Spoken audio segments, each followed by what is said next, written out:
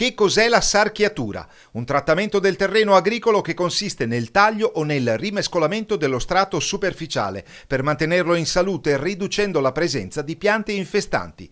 Veneto Agricoltura, ente della regione, in collaborazione con una celeberrima azienda di macchine agricole dell'Alta Padovana, ha presentato nella sede operativa di Valle Vecchia, comune di Caorle, lungomare veneziano, un progetto di controllo integrato della vegetazione dannosa.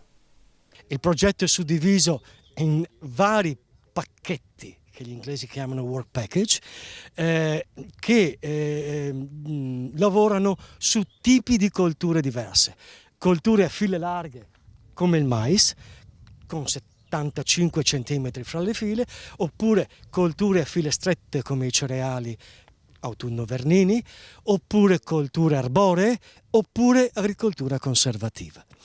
Chiaramente il tipo di coltura mi detta anche le tecniche e gli implementi che io posso utilizzare per il controllo delle infestanti.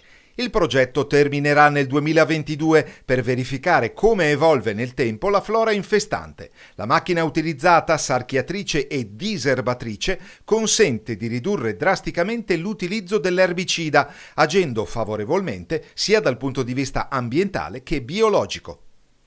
Si basa su un sistema elettronico in grado di praticamente ricostruire il reticolo delle piante a terra dopo avergli fornito alcune impostazioni riguardanti l'altezza delle piante, l'interfila e la larghezza delle piante.